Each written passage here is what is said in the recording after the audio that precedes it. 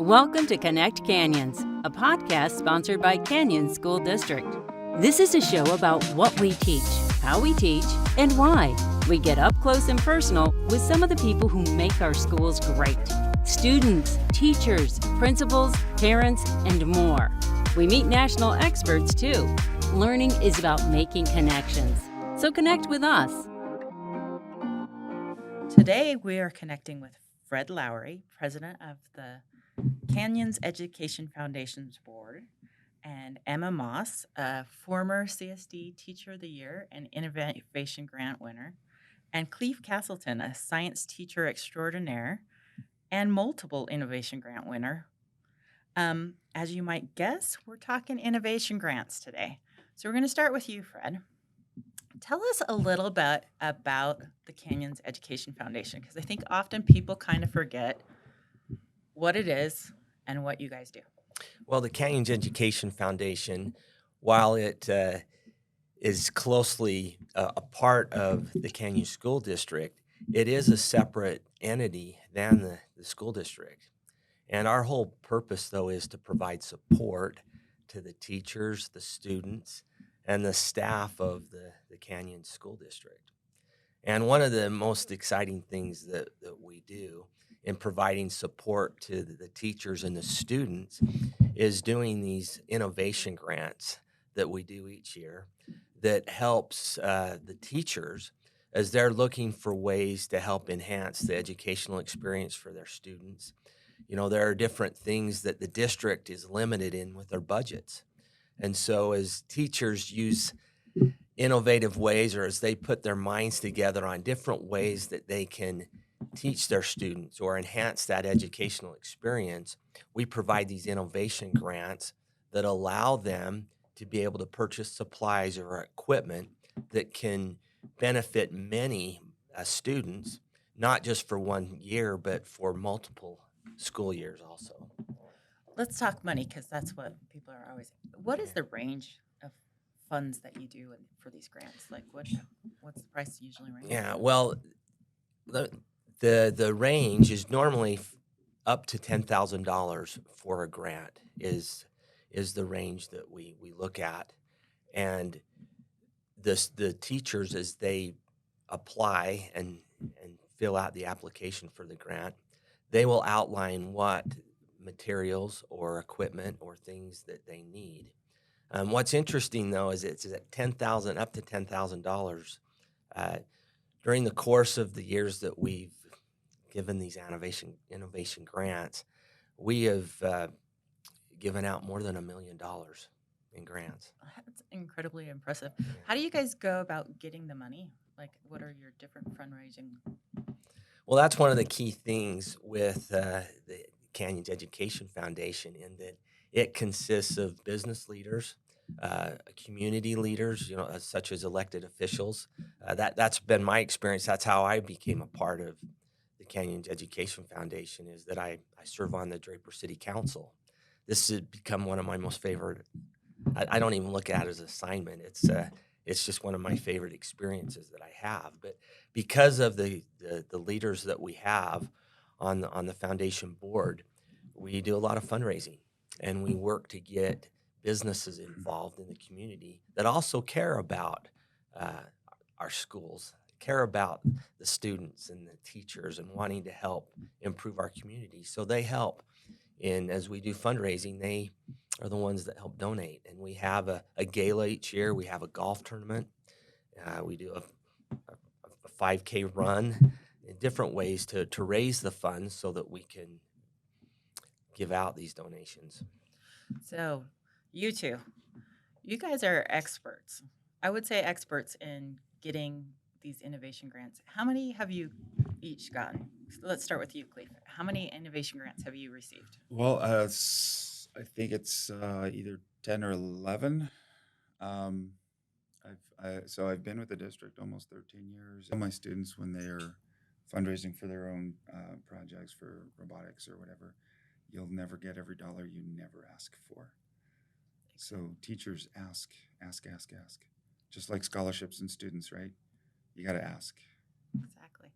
So Emma, how many have you received over the? So I've gotten 5. I've taught for 6 years, gotten 5, and then helped 2 other teachers write grants for their classrooms as well. And I think the wonderful thing about the grant is that you talked about like, it's just another thing to do, but really it feels like for me, it's a chance to tell the story of my students and to help like empower them and their learning in the classroom.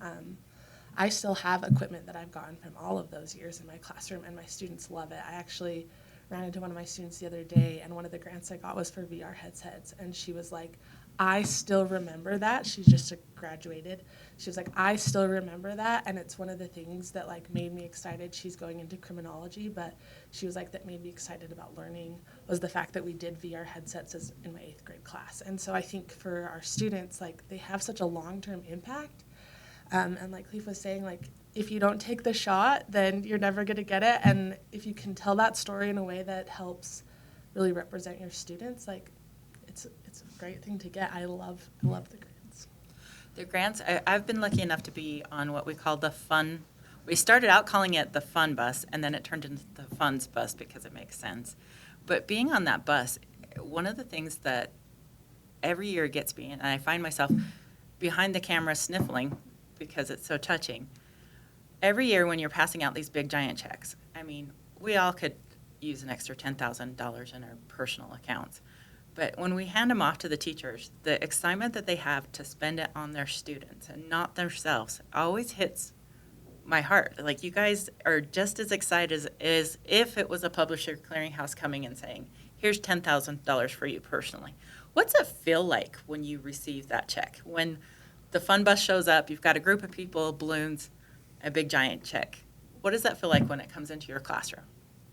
I remember my first one. So I was a first-year teacher when I applied, and I was like, there's no way that I'm going to get this. And I remember when they came in, I was so ecstatic. The project I'd written for it was before we had one-to-one, and so it was for Chromebooks for my classroom. And it actually started with a student who was getting really frustrated with the materials we had. And I really wanted to empower them to do history research and diving in. And so when I got it, that particular student in the class, and I still remember his face, because he was like, we got it, like, and it was such a we moment because I had talked to him about applying for it, and I just remember posting about it on social media that I was like, I always wanted my name on a giant check. And it was so fun to be like, I just remember being like, that's my name, you're talking about me. And especially, I think sometimes our newer teachers are like, no, they never pick new teachers. Like, I was a first-year teacher, and it was a lot of money, and I was just so incredibly grateful. So I think there's like this amount of joy, and then the moment that you get to see how your students respond, that it's this we, that we're in this together, and it's an incredible feeling. You still have all your checks? Yes. Yeah, I think I you? do too. I think so. But in the transfer from Old Hillcrest to New Hillcrest, I hope I didn't let some go down with the ship. I'll have to go check my room. I'm cleaning it up again. So how's it felt for you? Well, let's go back to the first one. I didn't even know that was a thing. I mean, even they walked in, and I'm like, are you in the wrong room? What is this, like someone's birthday? I didn't even know. And yeah, the kids were excited about it. They're like, woohoo, big giant check, and taking all the pictures. And it's really cool to, I do want to just talk to those teachers that are a little bit reticent about doing this. I have no qualms about asking for things for my students. Think about those things that you really have been thinking about, that idea that you want to try, and go for it, and you can find out what it's like to get the big check and the balloons coming into your room, and it'll be awesome. The most recent one was a split with one of the math teachers, and I do robotics, and we did a grant for using TI calculators to program robots, which is cool. So very cross-curricular. We couldn't find her. So for me, I was almost quasi on the other side, because they wanted to just get it over with. They're in my room. I'm like, no, this is Taylor's. This is totally Taylor's grant. We did it together. We wrote it together, but this is her first one. And And so we waited for a while so I think I got a bit of a taste of what it's like on the other side too. And you're right, it's seeing people's faces light up, students, teachers, it's awesome.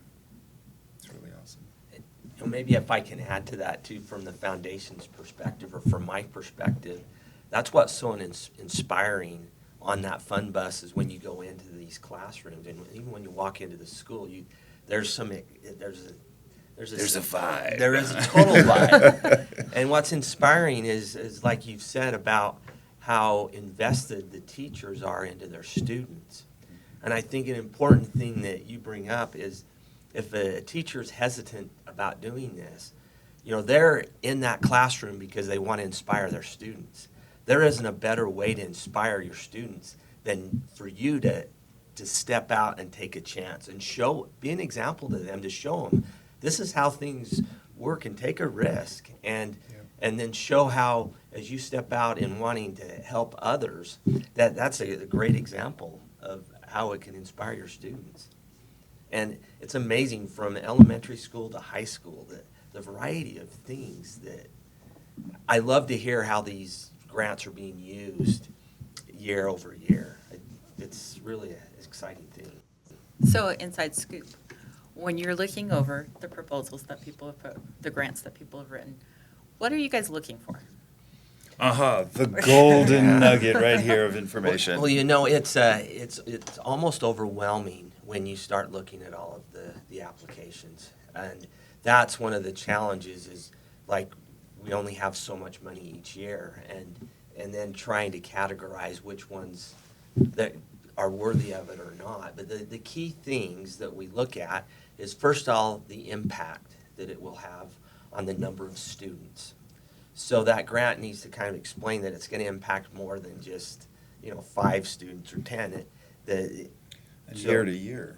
Right? Correct. So the impact of the number of students and then also the length of how that grant will be used the year over year so that it's not just a one and done, but something that can carry over for, we like to at least have a shelf life of 3 to 5 years. If even more, it's even better. So those are two of the main things is the breadth, how broad of impact it can have, and then also the length. The other key thing with this too is it normally needs to involve a project or materials that the district would not normally provide.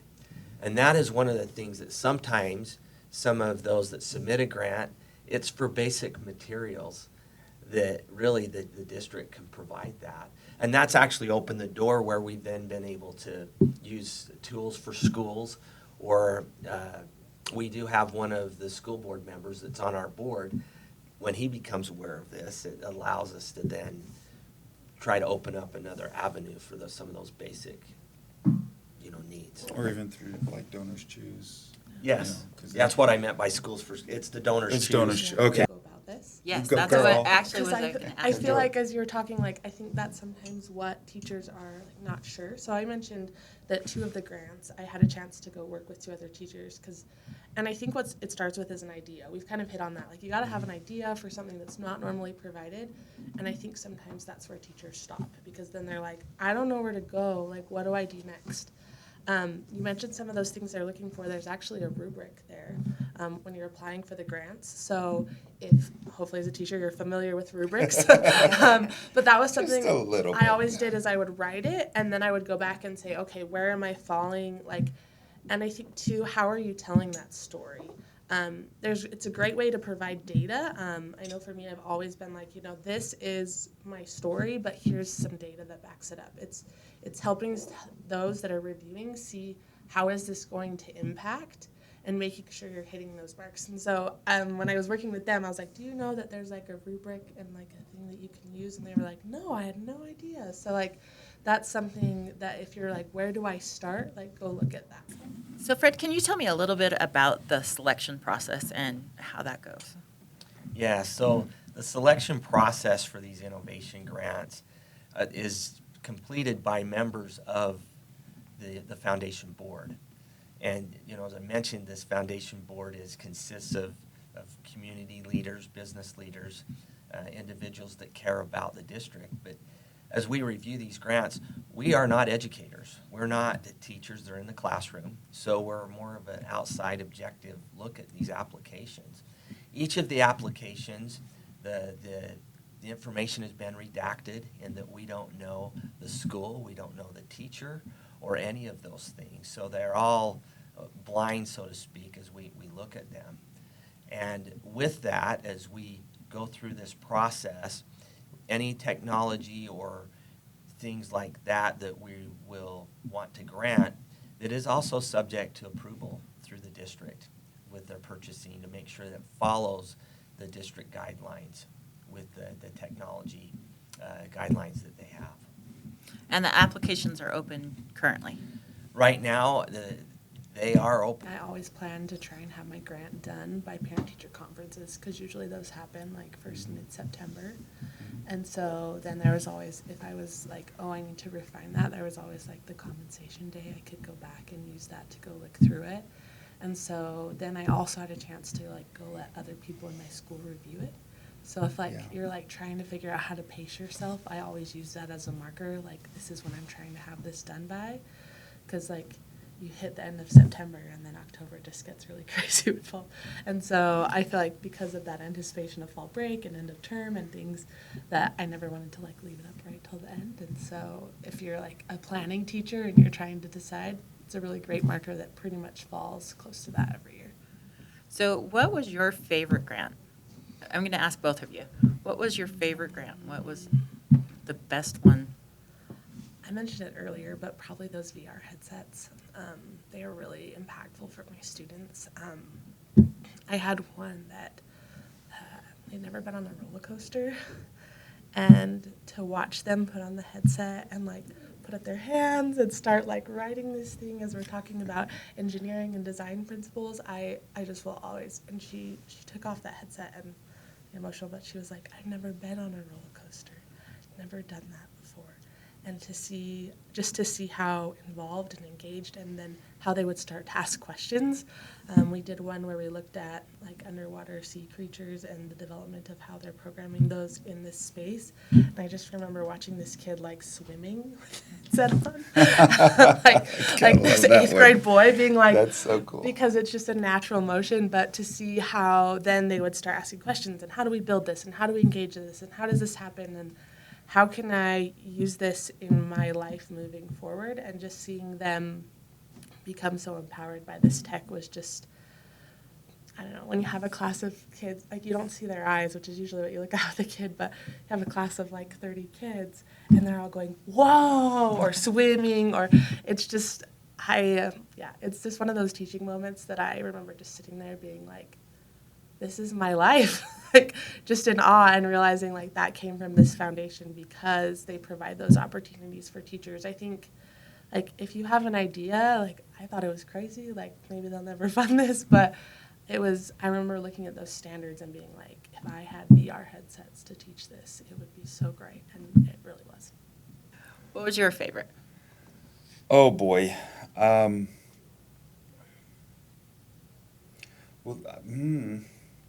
It's hard. I know. It is hard. They're like your babies. Well, I'm sure you put a lot of work into I'm them. going to go to the two I've talked about. The one with Taylor Boyce, awesome. Just because she tried it this year with her kids.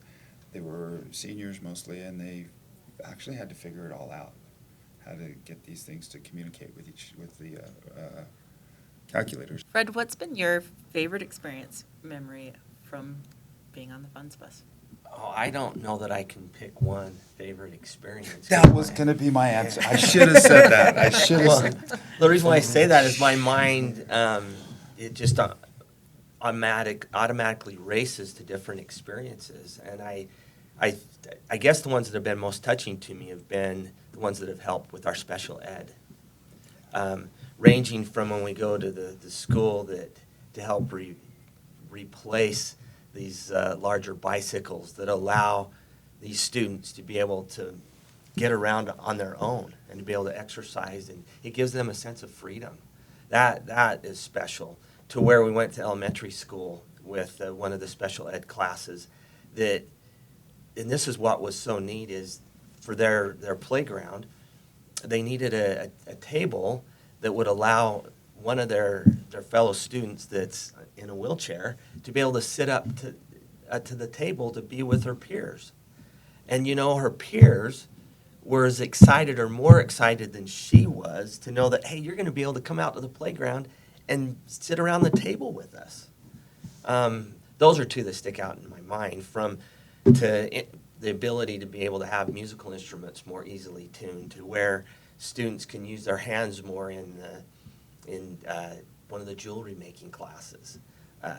It's just a broad range, to where one of the classrooms, this isn't just using your hands, but to another classroom that needed it's a bilingual class, and they needed more books in Spanish.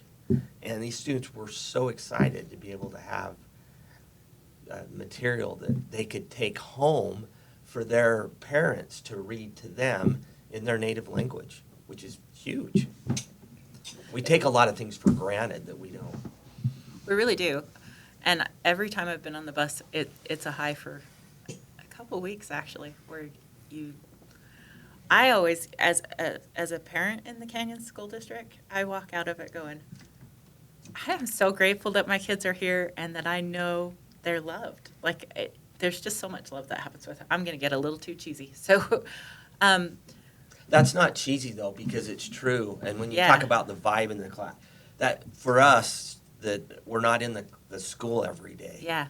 You walk in and you feel do. that love, that there are people that are invested in these students. And it makes it easier as a parent to let your kids go because, it's a hard world to send your kids out into. And so when you go in and you see amazing teachers, it makes it a lot easier. Thank you guys so much for coming out and talking about innovation grants, getting teachers excited, hopefully, to... I hope so. I hope they get excited. It's teachers that are listening to this, you've probably already thought of something. And innovation doesn't necessarily mean technology.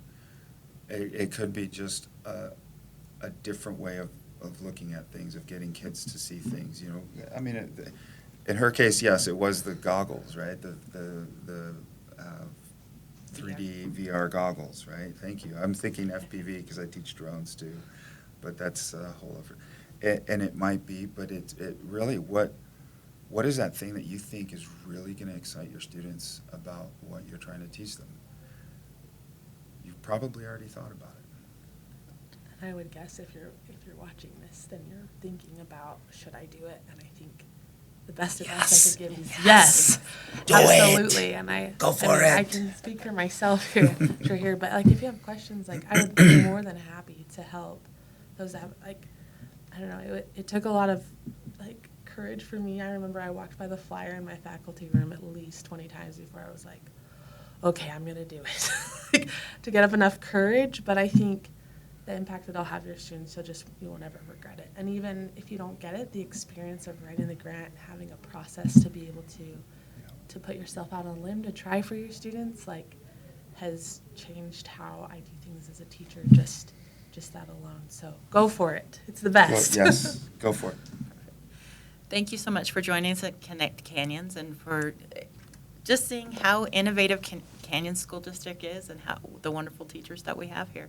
Join us next time. If you have any ideas of story ideas, drop us a line at communications@canyonsdistrict.org. Thanks for listening to this episode of Connect Canyons. Connect with us on Twitter, Facebook, or Instagram @Canyons District, or on our website, canyonsdistrict.org.